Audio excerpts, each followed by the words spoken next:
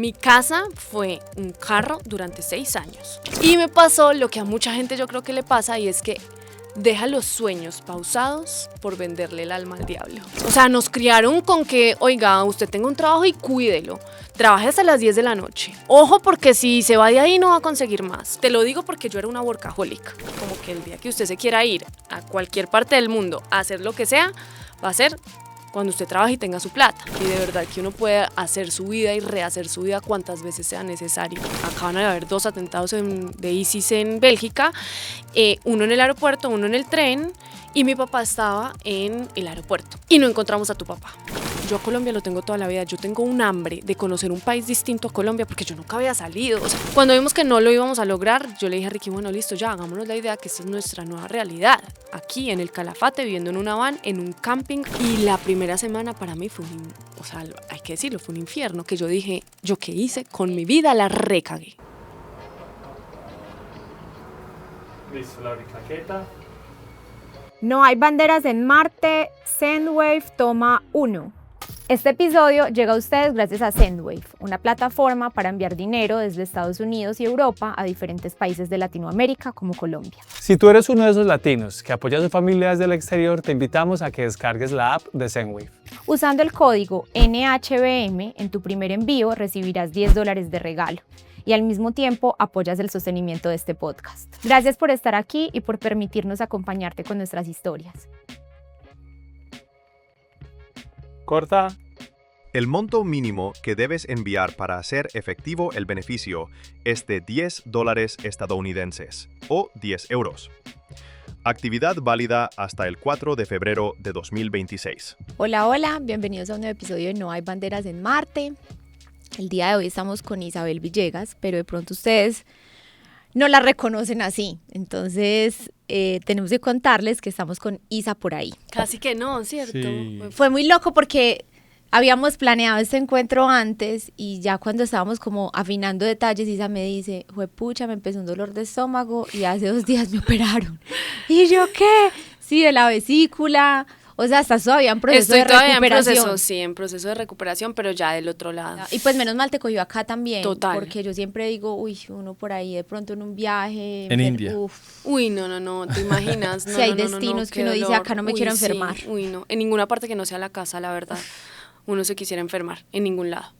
Y que dicen que esos dolores son tenaces. Te lo juro. O sea, a mí me dijeron que eran similares a los dolores de parto de una mujer. Eso he escuchado yo. Entonces ya puedo tener un parto tranquila. Mencionemos, ya hiciste la preparación. Sí.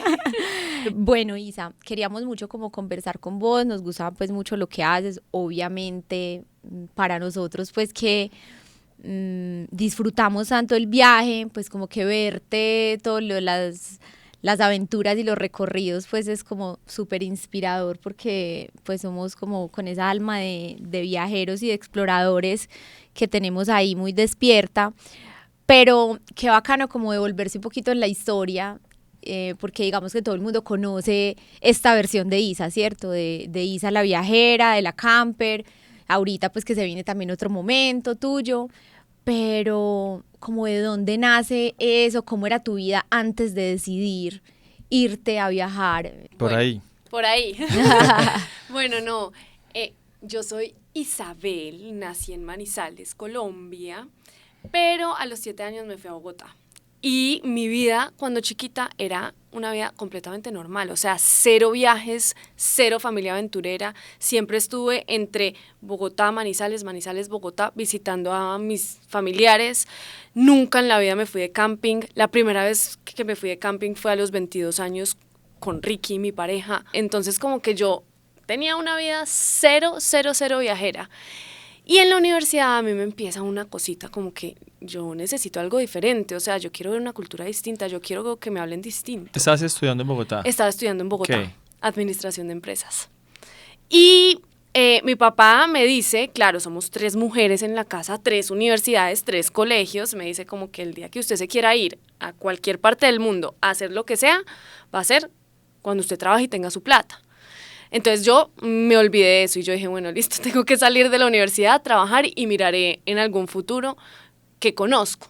Yo solamente había ido a Estados Unidos, mi mamá vivió toda su vida en Estados Unidos, creció allá, se crió allá, entonces pues había ido por ella a Estados Unidos. Y de resto, Pero ella vivía no más. contigo acá en Bogotá. Ella vivía, sí, pero de resto no más. Fue nunca- como la juventud de ella que vivió Sí. pues su adolescencia y Sí, todo. O sea, mi mamá habla mejor inglés que español. Y era el único país al cual yo había ido a mis 23 años. Pero tu papá es colombiano. Mi papá es colombiano. Los dos son colombianos. Manizalitas. De Manizales. Y llego y me pongo de novia con Ricky, que Ricky es la persona más aventurera del mundo, camping, había vivido en Londres, había conocido yo no sé cuántos países, mejor dicho, y yo, a mí se me iluminaron los ojos y yo decía, yo quiero eso, o sea, yo quiero salir a conocer, a que me hablen diferente, a ver algún pueblo distinto. Fuimos a acampar por primera vez al Neusa y a mí esa vaina me encantó, o sea, yo dije, yo quiero esto. Empecé a trabajar en una oficina, en una multinacional de consumo masivo, y me pasó lo que a mucha gente yo creo que le pasa, y es que deja los sueños pausados por venderle el alma al diablo. Ese es como que el dicho que yo tengo. ¿Por qué? Porque yo tenía ese sueño, y pum, venía un ascenso. Y yo decía, bueno, listo, no, es que es más plata, me voy a quedar un año más aquí. Pero entonces empezaba el otro lado, ¿cierto? Es como una batalla de la cabeza, de este lado de la cabeza y de este lado de la cabeza. Que tienes este sueño, sí, pero aquí está la plata, aquí está el movimiento, aquí es lo que la sociedad dice que yo quiero que haga, Y esa pelea duró un montón, hasta que yo sentí a Ricardo y le dije, mira, esta vaina a mí me pica, o sea, yo esto lo tengo que cumplir. Y es darle la vuelta a Sudamérica con mochila, así sea que nos vayamos 3 meses, volvemos. Y ya yo digo, check, cumplí esta vaina, cumplí este sueño, pero yo tengo que salir de Colombia. Y al principio Ricky me decía, ¿será que sí? ¿Será que no? ¿Será que sí? ¿Será que no? Hasta que dijimos, bueno, hagámoslo, y empezamos a ahorrar, pero como o sea, mejor dicho, no salíamos a restaurantes. Esto es un cuento porque todo el mundo me dice como que, ¿cómo lograste tacañar tanto durante tanto tiempo por cumplir un sueño? Y yo decía, es que cuando uno tiene una vaina, por lo menos yo, una vaina en la cabeza, yo empecé a ahorrar en dólares de hotel. Entonces, si yo guardaba 50,000 pesos, decía, ok, esto es una noche más de viaje. Y yo empecé así a ahorrar como con dólares de hotel. Y ahí en ese momento no pensabas como, listo, yo ahorro lo del viaje, pero ¿y cuando vuelva qué? Ah, no, total. Y sabes que eso es un pensamiento, voy a decirlo, muy colombiano. Tú le preguntas a un europeo y un europeo te dice como que cuando vuelva habrá trabajo.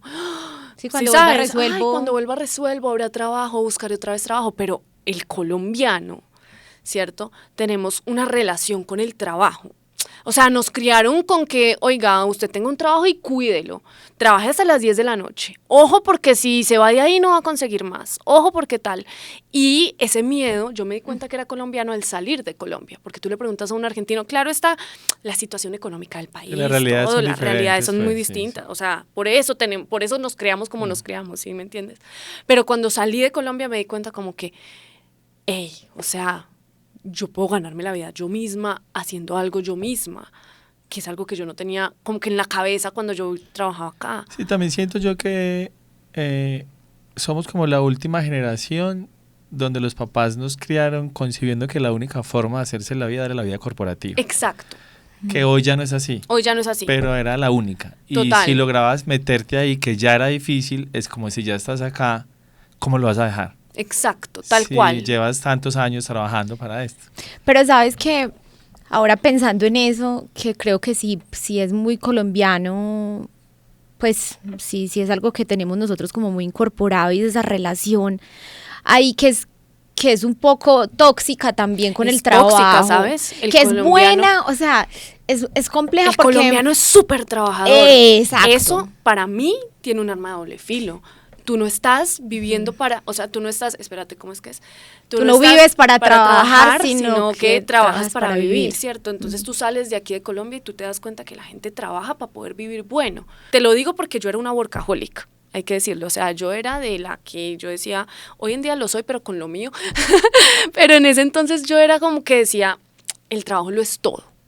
Y hay que cuidarlo como, mejor dicho, tal. Pero entonces mi afán, a responder tu pregunta, mi afán era, antes de los 30 a mí me contratan. Después de los 30 a mí no me contratan. Eso es otra cosa, esa es otra cosa que uno también tiene en la cabeza y muy colombiana también, vuelvo y te digo, uno sale de Colombia y se le cambian muchos estigmas y se le rompe mucho la cabeza en muchas cosas. Entonces yo le decía a Ricardo, yo en 4 años cumplo 30, yo necesito hacer esta vaina ya. Es ya o ya. Ya o ya. No sean como yo, o sea, uno puede cumplir los sueños a cualquier edad y de verdad que uno puede hacer su vida y rehacer su vida cuantas veces sea necesario a lo largo pues de los años. Entonces ese también era uno de los afanes. Y Ricardo era ya independiente, Ricky trabaja independiente, mi pareja independiente, arquitecto, esto, lo otro. Entonces él dijo, bueno, listo, yo puedo pausar un momentico los clientes y en 6 meses volver a contactar a mis clientes y decirles, ya estoy aquí, que ese era el plan, ¿no? Y ahí decidimos, bueno, vamos a salir de viaje. Y nos pusimos a ahorrar 1 año y medio, 1 año, más o menos, muchísimo. O sea, cuando yo les digo, yo ahorraba más o menos el 60% de mi salario y la gente, pero ¿cómo lo logras? No, esto, haciéndose en la cabeza que uno no tiene tal estilo de vida, sino tal estilo de vida. ¿Sí sabes? O sea, haciéndose en la cabeza de, o sea, para Isabel Villegas yo no ganaba 3 millones de pesos, yo ganaba 600,000, pues por decir una cifra. Y me olvidaba mentalmente de la otra plata. Y al olvidarse de esa otra plata, uno se baja de realidades. Y uno se baja de estratos, que eso es otra cosa también de Colombia. Estratos, o sea, yo ya no soy estrato 4, yo me voy a bajar un estrato 2 de aquí a 1 año. Y vamos para adelante. Y así fue como lo hicimos Ricky y yo. También pasó otra cosa previa a Isa, o sea, digamos a la Isa por ahí de hoy en día, que yo creo que marcó muchísimo no solo mi vida, sino la de mi familia, que es algo bien profundo, bien tremendo. Y es que en el 2016 mi papá estuvo en el atentado de Bruselas, en Bélgica, de ISIS. Me despierto yo a las 5 de la mañana, tenía 20,000 llamadas perdidas y la llamada perdida era su papá. Acaban de haber 2 atentados de ISIS en Bélgica, uno en el aeropuerto, uno en el tren, y mi papá estaba en el aeropuerto. Y no encontramos a tu papá. Y fue como, pucha, un golpe de realidad. ¿Cómo será? ¿Cómo será que a mí me dijeron eso a las 5 de la mañana y yo tenía una reunión a las 9 de la mañana y fui a la reunión? Es que de verdad como que me pesa tanto, como que mi vida anterior como de trabajo, fui a mi reunión, obviamente dispersa, le conté a mi jefe y mi jefe me dijo, vete de acá, o sea, una jefa que amo con toda mi alma, vete acá en lo que te podamos ayudar. Y fueron 2 días de buscar a mi papá, o sea, sin noticias. Sin noticias. Y qué loco para nosotros los colombianos de eso, porque pues uno como que nunca piensa que un atentado le pueda pasar, yo no te voy a decir, en otro lugar. Mi papá había puesto un post en Facebook con respecto a eso. Entonces mi papá había puesto un post en Facebook de un túnel de Bruselas. Y él llegaba y el post era, vean cómo uno se puede. Mi papá también es alma de youtuber. Motero a morir, tiene su grupo de club de motos, bla, bla, bueno. Y diciendo como, vean este túnel en el otro lado del mundo, se puede pasar por aquí y imagínense esto en Colombia. Qué miedo me daría a mí pasar a las 10 de la noche por aquí abajo. Y eso fue 2 días antes del atentado. Entonces sí, como que ese estigma lo tenemos mucho, pero bueno, le pasó al otro lado del mundo. 2 días después lo encontramos. Con los medios de comunicación fue muy difícil porque todos los medios de comunicación llamaban haciéndose pasar por familiares para poder lograr conseguir información acerca de los 2 colombianos, porque fueron solo 2 colombianos.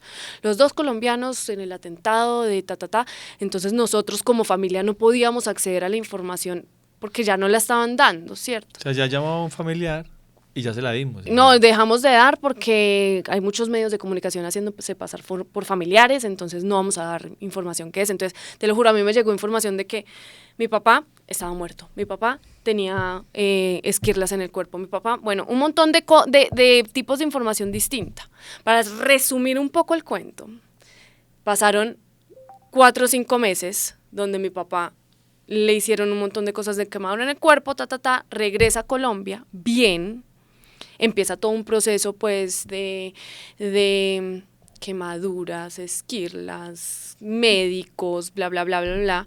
Entonces mi papá después de eso, o sea, después de los 4 meses que estuvo allá, llegó, yo siento que mi papá volvió otro, pero en una forma positiva de la vida. No sé, mi papá toda la vida dijo, vivo en Bogotá, pero ahora me quiero ir a ver a Pereira, a una zona rural, a una finca, a un campo, a tener amigos, a tener comunidad. Y en mayor o menor medida empezamos cada una de nosotras, de sus hijas, a hacer clic.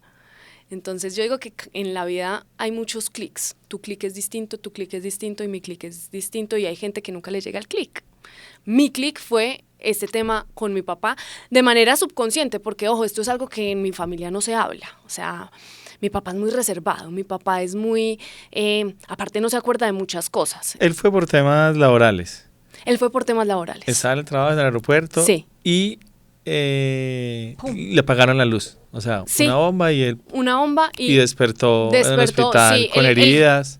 Él te va a ir diciendo, aparte, es demasiado increíble porque yo te estoy contando esta historia, pero mi hermana te cuenta como desde Sí, su total, perspectiva claro. otra, y ahí uno se da Sí, cada cuenta uno hizo que como su impresión, interpretación. no solo su interpretación, sino tú en momentos de trauma te acuerdas de cosas únicamente, o sea, yo me acuerdo de cosas que mi hermana no se acuerda de pronto. Sí, es como selectivo. O yo te digo, mi papá duró 2 días desaparecido y mi hermana dijo, sí, de verdad, yo sentí que fue una semana. Entonces como que todo es tan relativo, pero bueno, todas tenemos como que una perspectiva de este evento como para mí me cambió y me hizo acelerar ese sueño que yo tenía ahí pendiente y yo dije, pucha, no, es que la vida es ya, o sea, es que aún todo el mundo, es que suena muy cliché, hasta que a usted le pasa o hasta que a alguien cercano le pasa, que dice, es que mi papá venía feliz de la vida para Colombia a verse con su esposa y no más.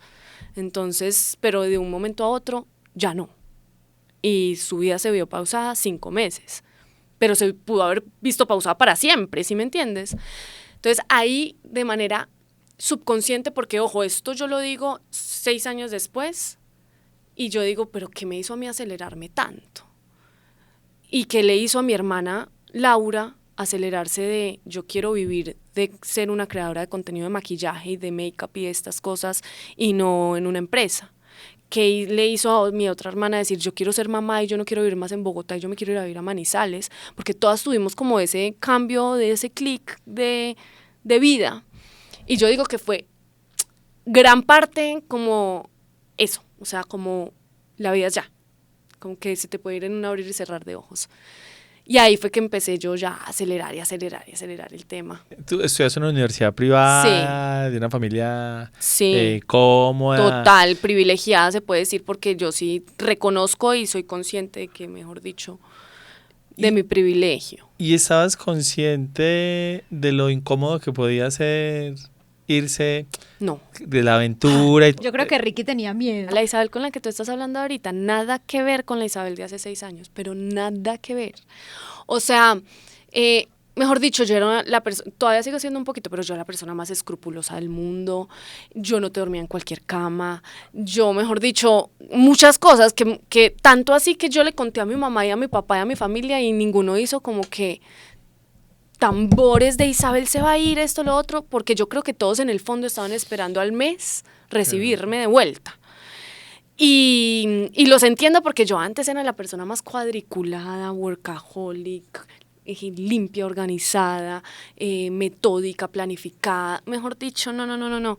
Cuando yo salí, la primera semana mía de viaje, o sea, bueno, listo, yo ahorro, renuncio a mi trabajo de oficina, que el proceso de renuncia es muy chévere, que ahorita lo podemos hablar, pero listo, 19 de septiembre del 2019, salgo y la primera semana para mí fue o sea, hay que decirlo, fue un infierno, que yo dije, ¿yo qué hice con mi vida? La recagué.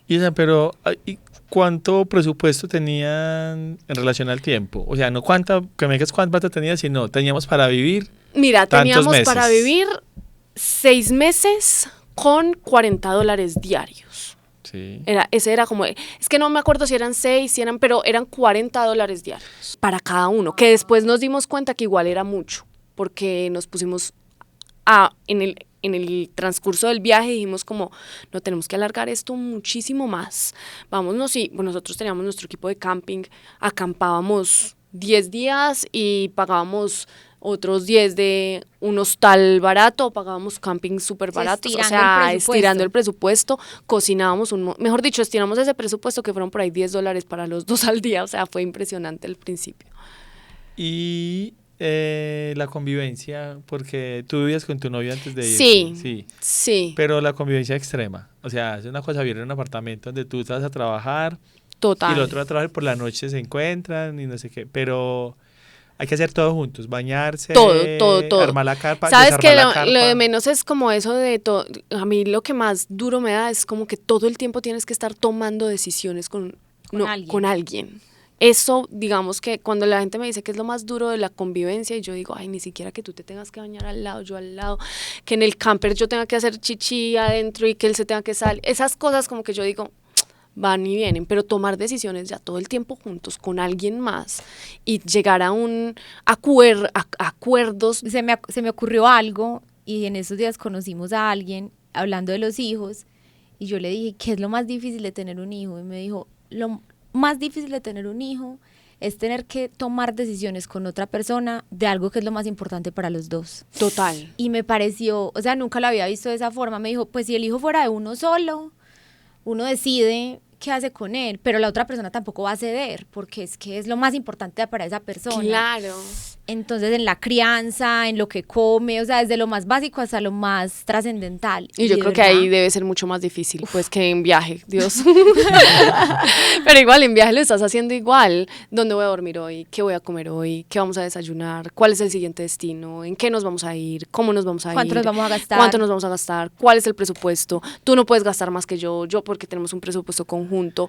O sea, todo. Es un constante ceder de los dos en Total. todo, porque a mí me da hambre diferente de momento, Sí. estoy menos cansado, estoy más cansado, las hormonas Pero sabes que al de principio uno, no el otro. sentíamos tanto eso de la convivencia porque estábamos en pleno furor, que fue algo que me pasó a mí mucho al principio del viaje. Entonces yo, que te cuento, yo comí mucha miércoles, nosotros nos fuimos directo para Ecuador porque Ricardo decía, no, primero Colombia, y yo, vea, yo a Colombia lo tengo toda la vida, yo tengo un hambre de conocer un país distinto a Colombia porque yo nunca había salido, o sea, yo me había ido nada a Estados Unidos, no había hecho nada. Entonces nos pegamos 2 buses nocturnos de Manizales a Quito, o sea, de una. Esos fueron mis 2 primeros días, parada en Popayán y Siga. Y cuando llegamos a Quito, llegamos a mi primer hotel compartido. Y era un cuarto, una habitación con otras 12 camas. 12 camas. Yo ya había empezado, y con baño compartido con otras 20, y yo ahí como que ya está, y llegamos a un hostal fiestero, y yo soy cero fiestera, y yo como que, pucha, ¿qué es esto, tal? Yo me acosté, y cuando me acosté, como a la hora, un borracho intentándose subir al camarote, porque yo dije, yo me acuesto en la parte de abajo y Ricky al lado, en la otra cama de abajo, como para sentirlo un poquito más cerquita. Y el borracho no era capaz de subirse y yo decía, ¿yo qué hice? O sea, ¿yo por qué estoy aquí? ¿Yo por qué me estoy incomodando de esta manera? O sea, después me empezó un daño de estómago como a las 3 de la mañana. No, fue la peor noche del mundo. Yo me levanto y le digo a Ricky, ¿cómo dormiste? Perfecto. No, es que Ricardo, mejor dicho, casi que roncaba al lado. Y yo dije, yo no voy a ser capaz. O miro a ver cómo hago para cambiar la manera en la que viajo, o yo no voy a ser capaz. Fue una de las pocas veces que dormimos en hostal compartido. Yo prefería dormir en una carpa, en la mitad de la nada, sin pagar absolutamente nada, que compartir una habitación con tanta gente. Yo soy de ese equipo, todavía. Sí, entonces, y aún así logré ahorrar muchísimo, pero fueron como esos, y a las 2 semanas me fracturé un pie. Y me tocó un mes, todo. Ese primer mes para mí fue como la vida diciéndome, esa fractura de pie yo la entendí como la vida diciéndome, es que tú saliste no en plan turismo, tú saliste a vivir la vida en viaje, que es algo diferente, o sea, que es una vaina, un cuento distinto. Entonces yo poder estar fracturada mirando quieta. Eso sí, todavía en Ecuador. Todavía en Ecuador, sí. Y saben, aclaremos una cosa para de pronto las personas que no te conocen. Tú te fuiste de mochilera clásica, exacto. Carpa, mochila y mochila mochila. hasta Buenos Aires. Pues no sé, voy a bajar por Sudamérica. Quiero Sudamérica, Sí. recorrer todo Sudamérica con mochila al hombro. Listo. Y adelantémonos un poquito para que porque como hablamos de la una, camper claro. y eso, la gente se ubique. Pasó un tiempo y armaron el proyecto Sí. de primero de una van más pequeña y luego una Exacto. más grande. ¿Sí? Okay. Para que los que no conocen a Isa, ahí más o menos más adelante va la minucia de la Entiendan. historia. Listo. Y ahí me fracturé yo, me recupero, entiendo que el viaje es distinto, y empezamos a viajar un poco más lento. En Ecuador conocimos a una persona que nos habla del van life, porque en ese entonces, 6 años atrás, el van life en Colombia cero, o sea, 0.0, mejor dicho. Yo veía una casa rodante y yo solo pensaba en Estados Unidos, pues como que en esas cosas, no, cero. Entonces, nos siembra la semillita y nos dice, si ustedes van a hacer la carretera austral o la Patagonia, no la pueden hacer con mochila porque les va a salir muy caro. Gasten todos sus ahorros en una minivan, la hacen y después vuelven y venden el carro en Chile. Y fue lo que hicimos, ahí fue que empezó. Compramos la minivan en Chile, en Santiago de Chile.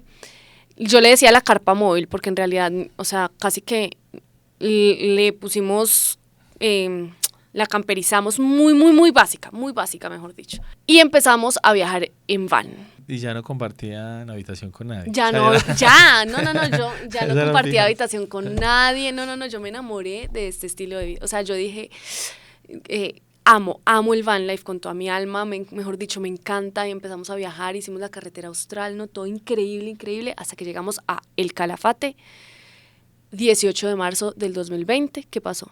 Pandemia. Pero desde Ecuador hasta Calafate se grababa, tú generabas contenido, cero. nada. No, tenía mi Instagram y ya había abierto Instagram Isa por ahí. Pero nunca mi objetivo, o sea, como te digo, mi objetivo siempre fue viajar 6 meses y regresar. Entonces, como que eso yo decía, es como el Instagram donde voy a subir yo cosas del viaje y yo voy a ver después ese Instagram y me va a encantar y, mejor dicho, pero no, había subido un video a YouTube, nada más, era el único, explicándole a mis... Es muy lindo porque ese video de YouTube yo lo empiezo, bueno, yo sé que esto solo lo van a ver mis familiares y mis amigos y les quiero contar porque y hoy tiene 167,000 visualizaciones, pero me encanta ese video porque literalmente yo lo único que hice fue compartirlo por WhatsApp a mis familiares y mis amigos para que supieran por qué estoy haciendo lo que estoy haciendo. Pero desde que salí sí tenía a Lisa por ahí, pues como que para subir fotos y demás, pero nunca en forma de... voy a ser creadora de contenido de viajes y esta cosa. Eso pasó después. Entonces estábamos... pandemia, El Calafate, Argentina, y en la pandemia ya los ahorros iban para abajo. Nosotros hicimos de todo para devolvernos a Colombia. No me preguntes por qué, hacer qué en Colombia, pero como que uno siempre, como que era la primera reacción, me tengo que devolver ya a Colombia. Cuando vimos que no lo íbamos a lograr, yo le dije a Ricky, bueno, listo, ya hagámonos la idea que esta es nuestra nueva realidad. Aquí en El Calafate, viviendo en una van, en un camping con otros 20 turistas extranjeros. Toda la pandemia no hablamos en español, hablamos en inglés, porque había unos de Turquía, había unos de Canadá, había unos de Bélgica, Estados Unidos, bueno, de todas partes. Y estuvimos con ellos toda la pandemia y por ahí en marzo, abril, yo le decía a Ricky, bueno, nuestros ahorros ya para abajo. Entonces Ricky, ¿qué hizo? Empezó a escribirle a sus clientes, hey, estoy de vuelta. Y empezó a trabajar con sus clientes, ¿cierto? Y yo ahí decía, ay, listo, ¿y yo qué hago? O sea, ¿a mí qué me gusta hacer? Yo ya, el viaje me había dado la oportunidad de abrirme los ojos de, tú eres capaz de ganarte la vida. Porque en el viaje uno ve gente campesina, uno ve gente en el campo, uno ve gente emprendedora, o como que se me abrió la mente y se me abrieron los ojos. Y dije, bueno, yo puedo hacer algo por mí, ¿qué me gusta a mí hacer? Hablar. ¿Cómo se puede dar? Hablar. También un poquito salir de Colombia lo aleja a uno de esa... Hay una presión social del estar acá. Total. De glamour o de yo esto no lo hago porque mira, pues, si yo estudié en tal colegio, en una universidad, soy yo profesional. soy de Manizales, que yo tengo un amor y un odio con mi ciudad porque mi ciudad es supremamente conservadora. Y cuando yo empecé a hacer videos y empecé a hacer cosas, yo sé... hoy en día que hubo mucha gente que dijo, mira, la Isabel que se cree creadora de contenido de viajes, qué vergüenza. Claro. Me da el famoso, en ese entonces no existía, pero el famoso cringe, que yo odio esa palabra con toda mi alma, pero el famoso cringe. ¿Cuánto cringe no le di a cuánta gente? Y sobre todo en Manizales, a mucha gente. Y yo creo que me lo facilitó muchísimo haber estado lejos de esas personas, haberla creado en El Calafate, con un montón de gente extranjera haciéndome barra, con un montón de argentinos que no me conocían y que no tenían ni idea quién es Isabel, ni la familia de fulanito, ni nada. Creo que eso fue lo que a mí me sirvió más. Y yo realmente empiezo mi canal de YouTube. Mucha gente dice, ay, yo lo empecé como un hobby. No, mi canal de YouTube yo lo empecé como, yo de esto voy a vivir. yo me lo voy a tomar lo más en serio del mundo entero. ¿Cuál es mi trabajo? Y yo desde el día uno, y yo le digo mucho eso a la gente. Como, ay, yo voy a empezar YouTube como un hobby. No, habla duro y habla fuerte. O sea, vas a empezar YouTube porque va a ser tu trabajo y porque vas a querer plata con eso. Y así fue como yo lo empecé en mi cabeza. Y yo empecé con cursos de storytelling, con cursos de edición de video, viendo a otros referentes, porque en este ámbito, como mucha gente cree, yo sí me comparo, pero me comparo de una manera sana. Yo dije, este es mi referente, esta es mi inspiración, quiero hacer esto, quiero hacer lo otro. Y empecé a cranearme, sin querer queriendo, un proyecto de, voy a contar mis aventuras a través del viaje. Ojo, en Argentina hay una penetración de YouTube muchísimo más alta que en Colombia. En Colombia todavía la televisión por cable es muy fuerte en los hogares colombianos. En cambio en Argentina no, en Argentina es YouTube, o sea, tú entras a cualquier casa promedio y lo que tienen prendido es o Netflix o YouTube en el televisor. Así seas de una clase socioeconómica baja o alta, Netflix o YouTube. Y en la pandemia el YouTube se dispara de una manera, entonces creo que también fue muchas cosas. Yo creo que para tener éxito en la vida uno tiene que tener constancia, disciplina y un golpecito de suerte. Y ese golpecito de suerte te sirve solamente si tienes constancia y disciplina. Entonces, el golpecito de suerte mío, ¿cuál fue? La pandemia. Que todo el mundo estaba encerrado viendo YouTube mientras yo estaba de viaje. Porque yo seguí viajando en la pandemia. Yo nunca paré. Yo seguí en el Calafate, el pueblito, es bien al sur de Argentina. Yo salí a esquiar por primera vez, conocí la nieve por primera vez y me grabé conociendo la nieve por primera vez. Patiné en hielo, manejé 1000 kilómetros en plena pandemia con permisos de todas partes de las provincias de Argentina para poder ir del Bolsón a Bariloche. Me quedé un mes haciendo todos los refugios de Bariloche mientras todo estaba cerrado, o sea, todo me tocó a mí sola, senderos a nosotros dos solos.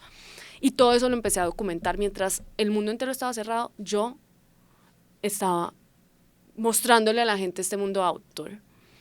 Y creo que ese fue Mientras la como... gente estaba sentada viendo una pantalla. Sí, Claro, tú estás eras generando contenido generando para la pantalla. entretenimiento.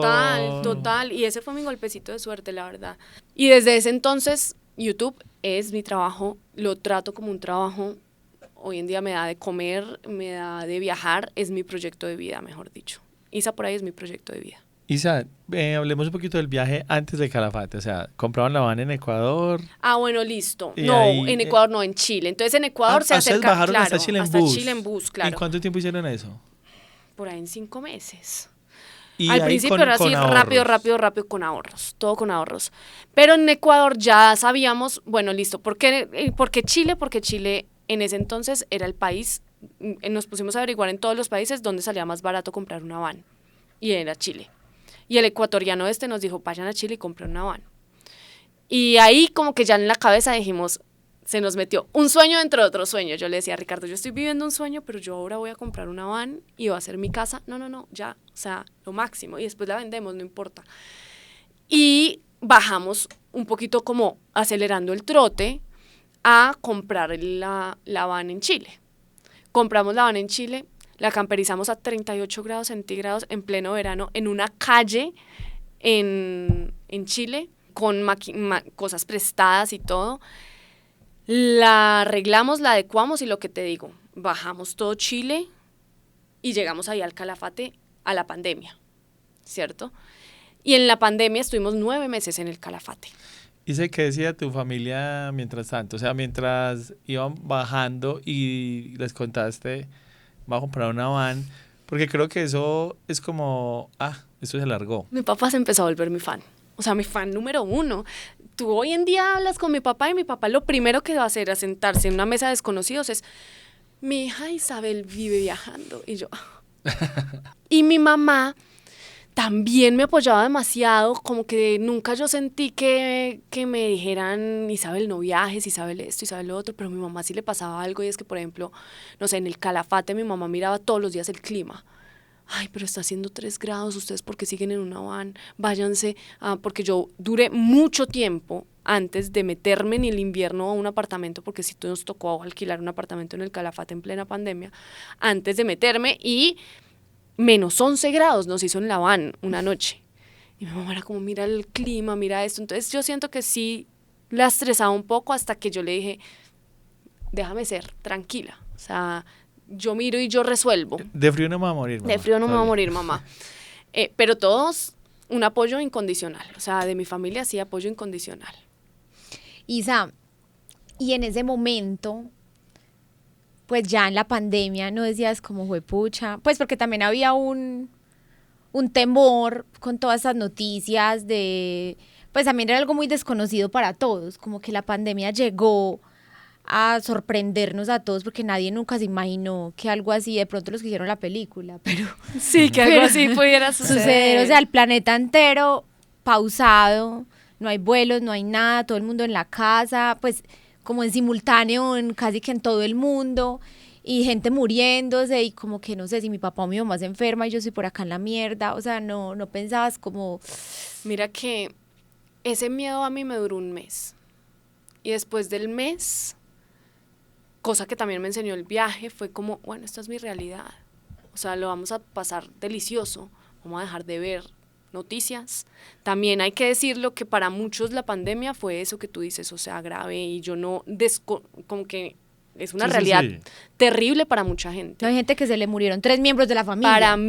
Para mí fue una bendición, o sea, para mí la pandemia fue una bendición. Yo en la pandemia aprendí a parar, yo en la pandemia aprendí a tener hobbies, yo en la pandemia aprendí a enamorarme aún más de la montaña porque hice muchísimos trekkings, viví la verdad y hay que decirlo en una burbuja, el Calafate no tuvo contagiados, el Calafate no cerró, en el Calafate no se usaba tapabocas, en el Calafate yo hice trekkings, no sé, 3 veces a la semana salíamos a caminar a hacer trekkings, estuve haciendo voluntariado en una perrera municipal, o sea, como que hice tantas cosas que quería hacer, pero la vida acelerada y la vida corporativa y la vida incluso en viaje de tengo que conocer este sitio, porque yo en mis primeros meses de viaje era la persona más acelerada del universo. A mí la pandemia me dijo como que, hey, freno de mano, respire, vea el mundo, góceselo, disfrútelo, haga comida. Hacíamos clases de salsa en el camping en el que estábamos. Cada país tenía que dar lo suyo, entonces clases de comida de Turquía, acroyoga por la profesora de yoga. La colombiana, ¿qué tiene que hacer? No tengo ni idea de bailar salsa, pero di clases de salsa. Entonces como que para mí la verdad es que la pandemia fue, y en la pandemia finalmente nace Isa por ahí.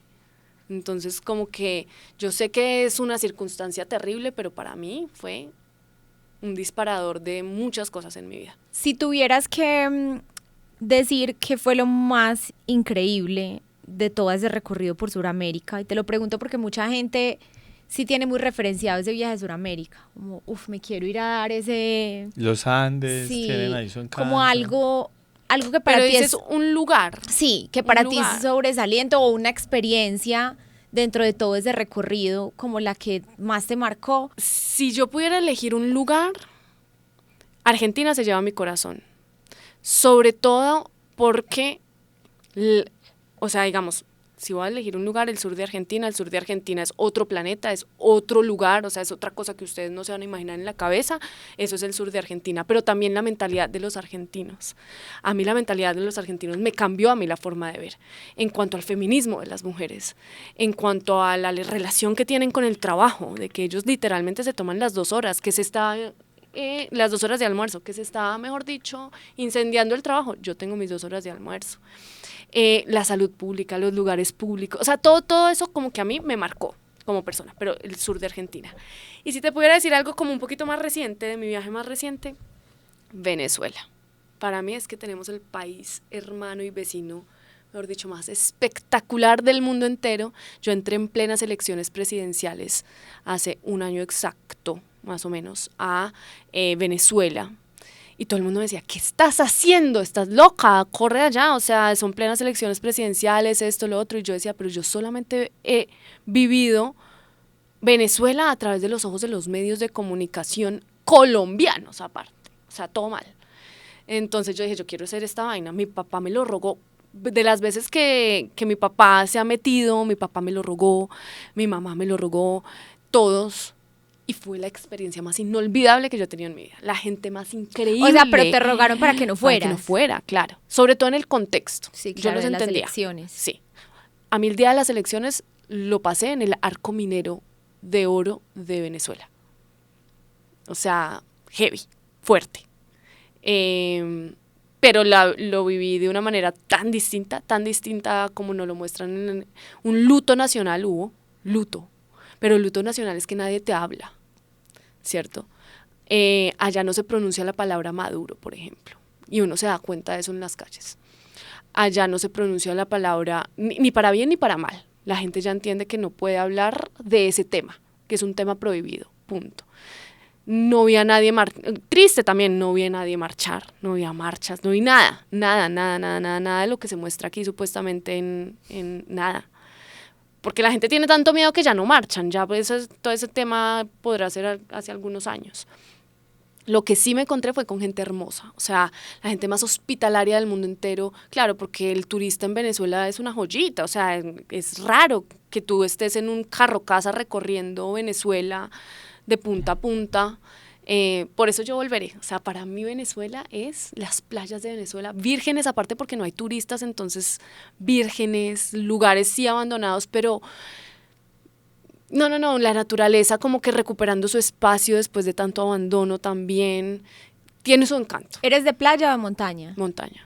No me gusta el pegote del mar, pero igual lo veo. A mí el mar me encanta para bucear. Y el pegote del mar en una van. No, peor. Sí. Ay, no, horrible. Sacar la y arena, el calor, sacar sacar el carro. No me gusta. Pero si me invita a parche de buceo, me encanta. O a parche de snorkel, me encanta. Entonces sí, Venezuela. Vayan a Venezuela. La gente de Colombia debería visitar más Venezuela. Las playas son muy lindas. Sí. Hay una que se llama Chichiriviche. Sino que está como costoso, ¿no? Pues por el tema del dólar, sí, es nos costoso. Han dicho que está...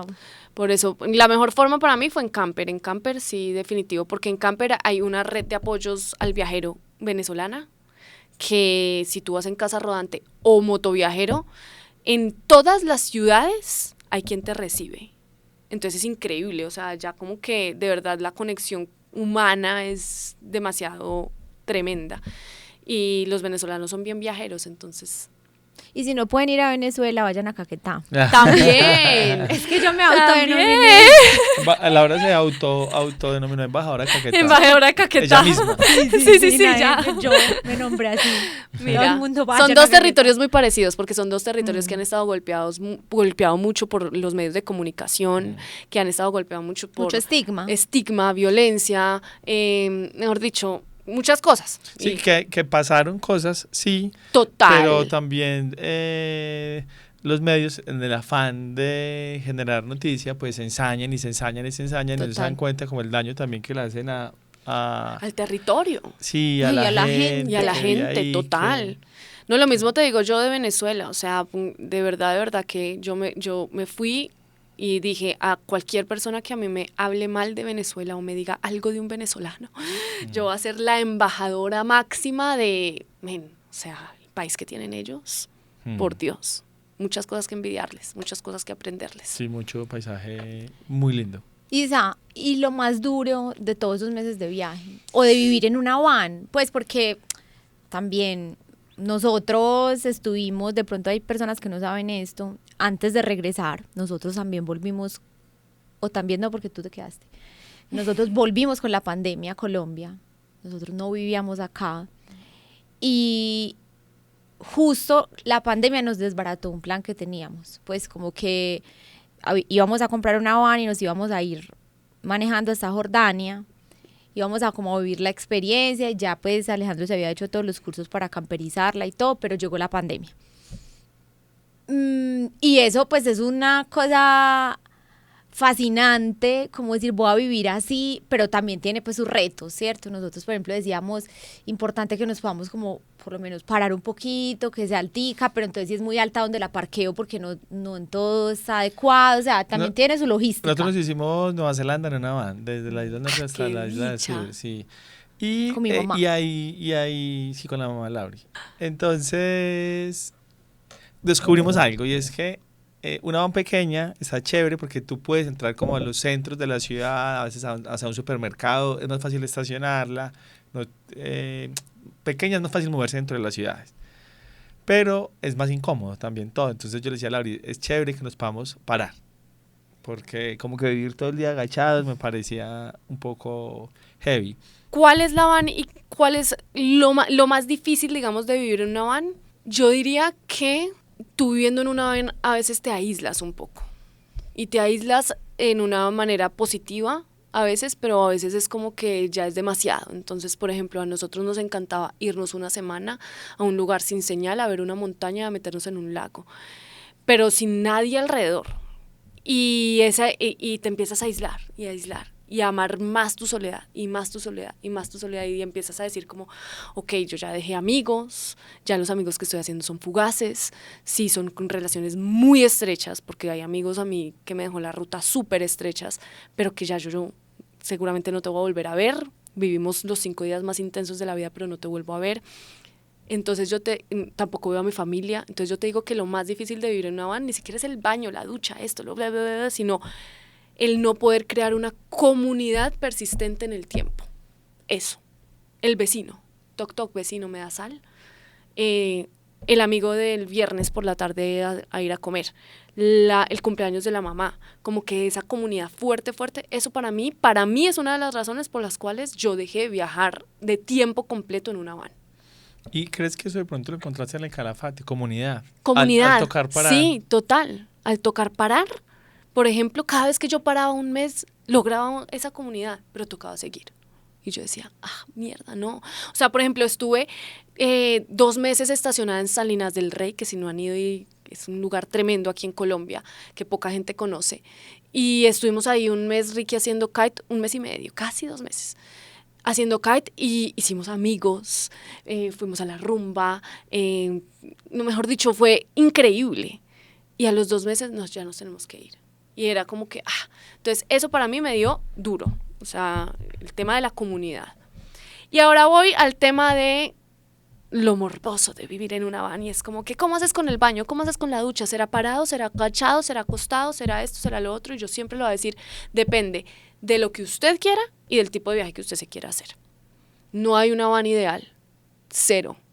Entonces, lo que yo haría es lo que ustedes hicieron, que me parece súper bien, es qué es bueno para ti. Yo en la mini van descubrí que si yo quiero un camper por más de 1 mes, ojo, por más de 1 mes, yo necesito pararme. Si lo quiero por menos de 1 mes, no necesito pararme. Descubrí que yo no quiero una ducha fija que me quite espacio dentro del camper. ¿Por qué? Porque uno se baña 5 minutos al día. Entonces, como que tener algo ahí por algo que sucede 5 minutos al día, no, para mí eso no es importante. Yo no quiero ni no, entonces como que son cosas que uno va descubriendo a la medida de que va viajando. Entonces yo a todo el mundo le recomiendo, si usted va a tener una van, no se la haga de un totazo toda y le meta toda la plata, no. Ideal, por ejemplo, si usted se va con el coco, nada más, digo yo, a acampar, váyase a acampe y vea dónde está poniendo todos los días su celular. Listo, ahí hágase una mesita. Y vea qué lugar le pareció más cómodo para cocinar. Y ahí se hace la cocina. Y así para mí sería el camper ideal hecho por usted, que eso fue lo que nosotros hicimos en el camper. Hoy en día, por ejemplo, yo tengo el camper, donde quepo de pie, es enorme, es gigante, y próximamente tendré una camioneta 4x4 con carpa de techo, porque yo entendí que tengo viajes diferentes, que quiero hacer viajes distintos. Quiero irme 1 mes a Venezuela, listo el camper, porque me voy a caber de pie, bla, bla, bla, pero no, ¿sabes? Quiero irme el fin de semana a acampar a tal parte, entonces tengo la camioneta con la carpa de techo. No, es que quiero ir a cine dentro de una ciudad, listo la camioneta. O sea, como que depende muchísimo, muchísimo del viaje que te quieras hacer. Isa, y hablando como en términos de presupuesto, que ya veo que eres muy organizada, me imagino que todo lo cuadraste súper bien. No, sí. demasiado, o sea, eso sí. Sale mucho más costoso hacer como planear el viaje en una camper, pues como ustedes lo hicieron, porque yo entiendo que eso puede ser tan costoso como uno quiera, pues ahí de camper a camper. Es un motorhome lujosísimo. Sí. O irse pagando hostal, porque ahí hay como una relación en que dices, bueno, es que en la camper yo cocino, en la camper me ahorro la dormida, pero pues a mí me toca invertir lo que me cuesta el carro, la camperización. ¿Cómo es ese balance entre una cosa y otra? Bueno, eso depende mucho. Yo te hablo de mi experiencia personal. En mi experiencia personal, viajar en camper es mucho más barato.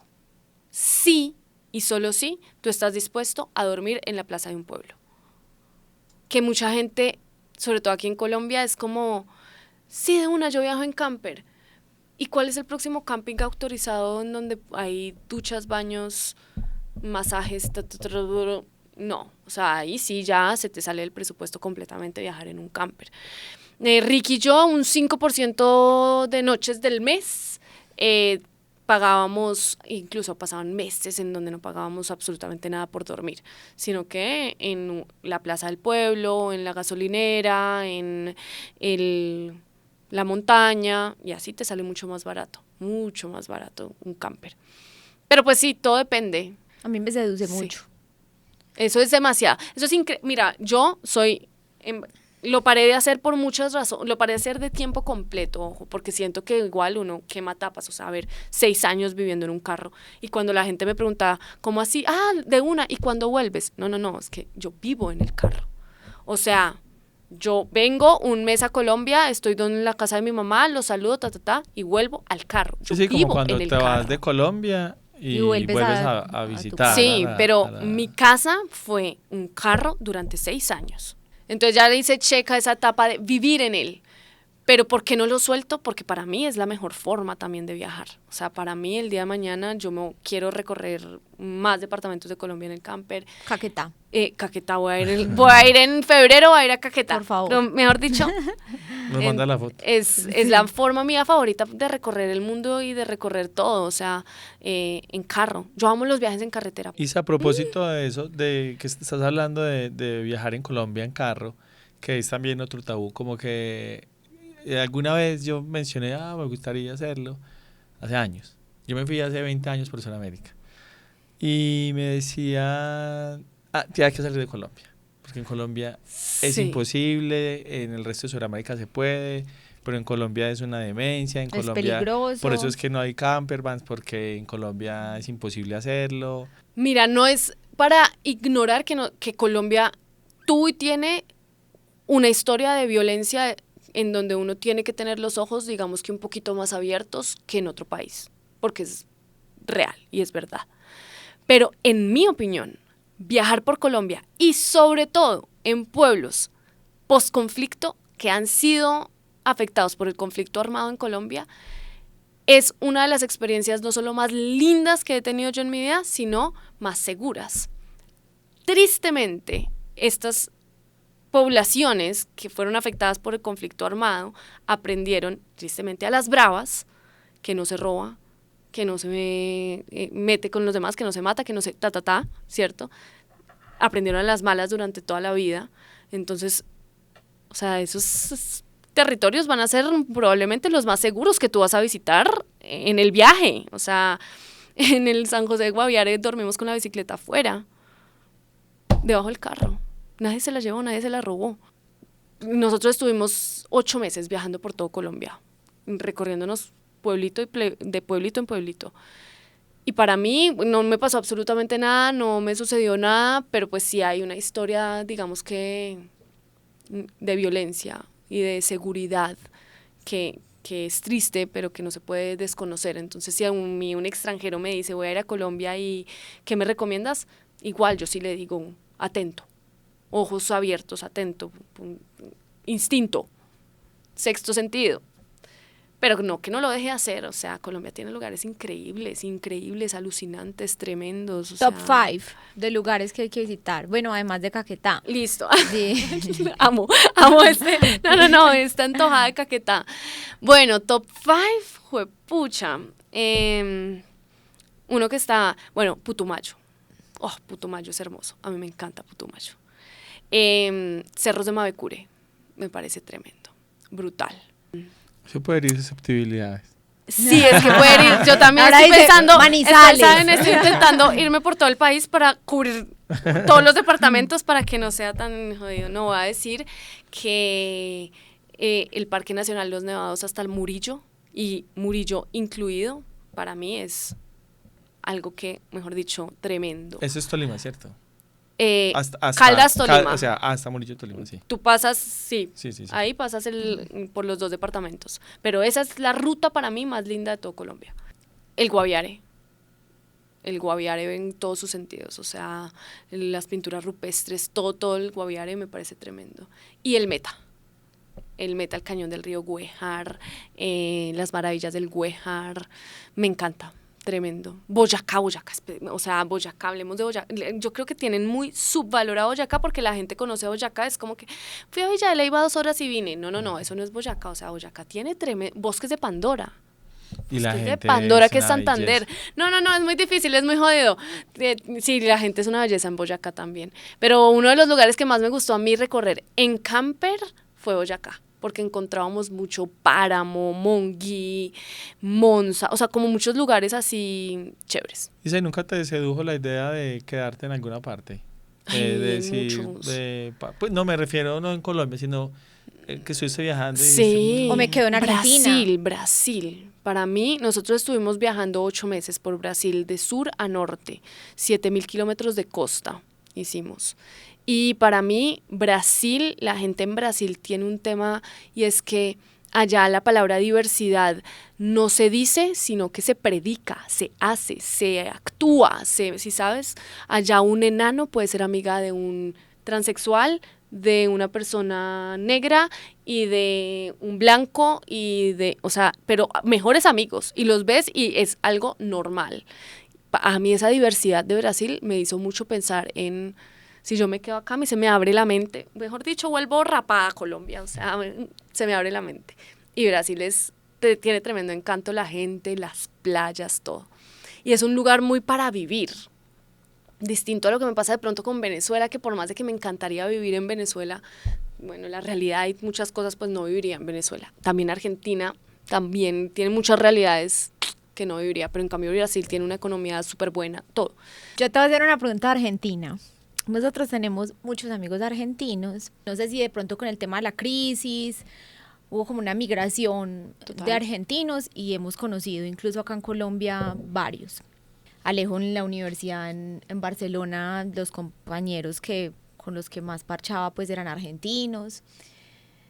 Y tenemos una discusión, es que nosotros decimos que, o sea, hay cosas que hay que reconocer, como por ejemplo que nosotros los colombianos a veces somos muy susceptibles como nos hablan. Ah, no, total. Somos súper sensibles. Mira, el colombiano pide 10 veces perdón antes de pedir un favor. Qué pena, ¿dónde? Qué pena, ¿qué? Qué vergüenza, qué vergüenza, ¿qué? Ay, no, qué pena, disculpe, perdone, ¿dónde queda el baño? O sea, más allá de un juicio de valor, decir es bueno o malo, no, pues somos así, por Total. muchos motivos seremos así ya. Y nosotros hablamos especialmente con un amigo argentino, Matías, y le decimos es que, de verdad, como que la mayoría de argentinos que hemos conocido sí tienen un ego, o sea, son muy que creen que lo de ellos y en una conversación se adueñan de la palabra y es que es así. Y él dice, no, es que no han conocido muchos argentinos. Por Dios. Y se toca Y el argentino muchísimo. te va a decir, es solo el porteño. Exacto. No, mi amor, si tú eres de Córdoba también tienes un ego gigante. cordobés. Y bueno, listo. También tienes un ego gigante y si eres de... Sí, no, y no mira, está mal. eso no está mal, son muy apasionados. Y son apasionados en todo, como son con el fútbol, son con todo. O sea, yo soy la sensación en las calles de Argentina. ¿Sí sabes? Como que en Argentina la gente me ve y la gente me dice y se animan los unos a los otros y se suben el ego entre ellos. No solamente es como que yo tengo un ego grande, sino yo, Isabel, soy amiga de Laura, listo, le voy a subir el ego a más no poder. Yo subí un reel que se volvió muy viral de unas amigas mías argentinas tomándome fotos en un matrimonio. Era como, boluda, son lo máximo, y cogían el celular así mientras me hacían la foto, subiéndome el ánimo y flores y tal. Entonces yo digo que más allá de un ego alto, son apasionados con todo lo que hacen, con su vida misma, con sus creencias, y si son es blanco, es negro. Y si para ellos es negro, es negro. Punto. Yo viajé 2 años por Argentina, 2 años. Estuvimos viajando me conozco todas las provincias de Argentina. Nos falta solamente Ushuaia, que no alcanzamos a llegar. Pero todas. Y en todas sucede mucho eso. Y que, aparte, el colombiano es tan lo opuesto, tan bajito, tan con los hombros para adentro, con tin, que... Por eso yo te digo que yo aprendí mucho de los argentinos. De creérmela. fue un argentino mismo el que me dijo lo que yo te acabo de decir de YouTube, no, esto no es un hobby, esto no es, yo estoy intentando hacer YouTube, no. Yo hago YouTube, saco pecho y es mi trabajo 100%. Y de ahí yo lo saqué, este dicho que yo te digo, yo lo saqué de un argentino. Entonces como que para mí son apasionados.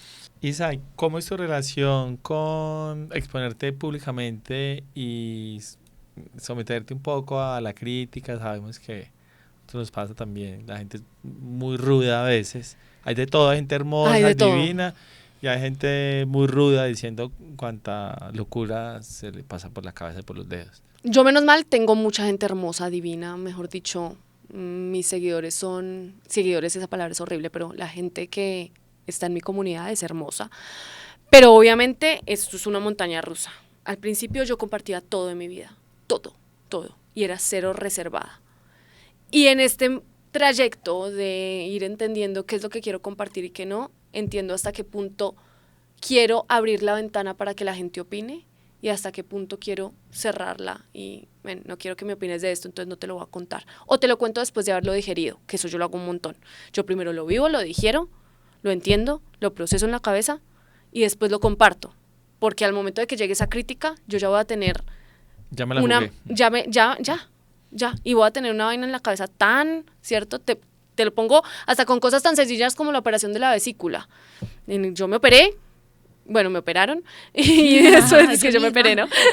Me operaron, y yo soy muy nerviosa con temas médicos, y yo dije, ¿yo para qué me voy a poner a decir, esta vaina que me quitaron la vesícula, que esto saldrán 20,000 curanderas diciendo que hice lo peor en mi vida porque me quité un órgano?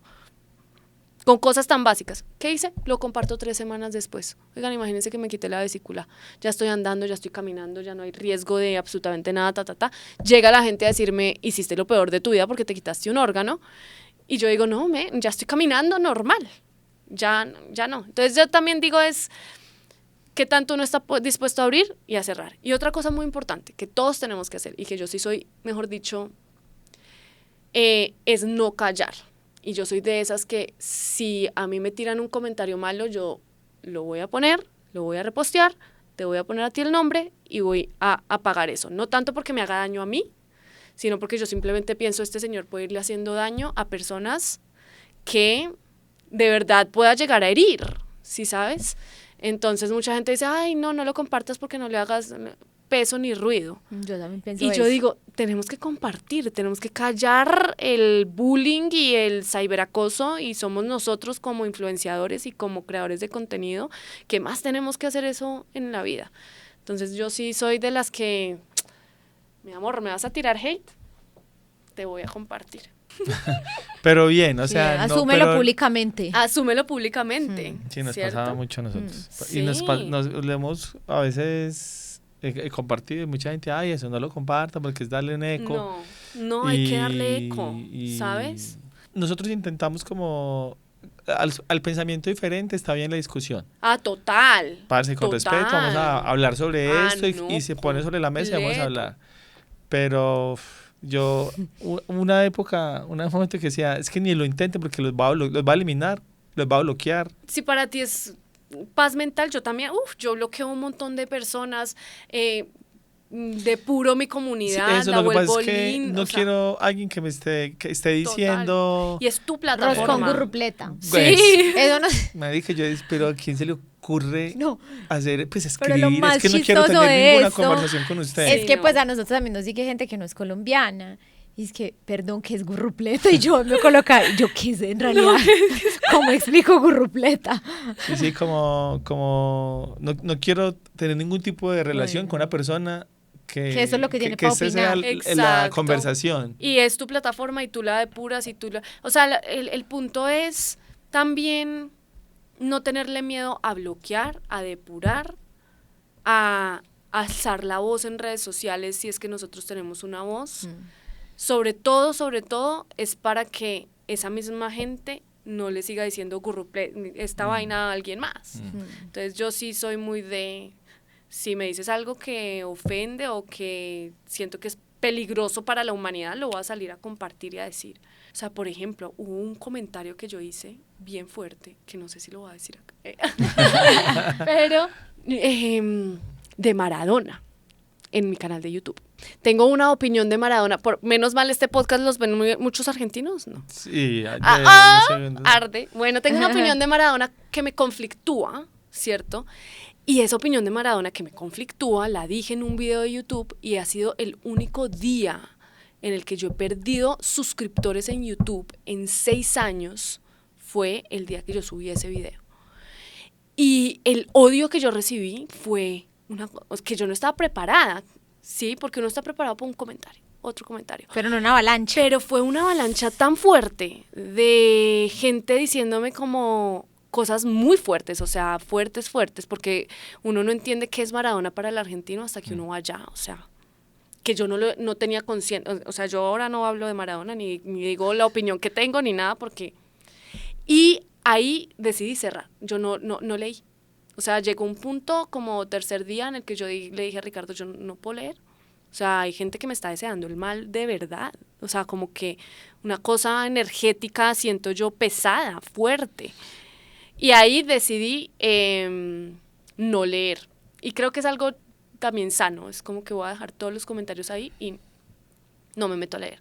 Yo hay como una hipótesis con eso, y es que a veces la gente coge como hay una tendencia, ¿sí? Alguien comentó algo, alguien escuchó el comentario, nosotros dijimos algo, vos dijiste algo, y a él no le pareció tan grave, pero se mete y lee el comentario y dice, de pronto sí.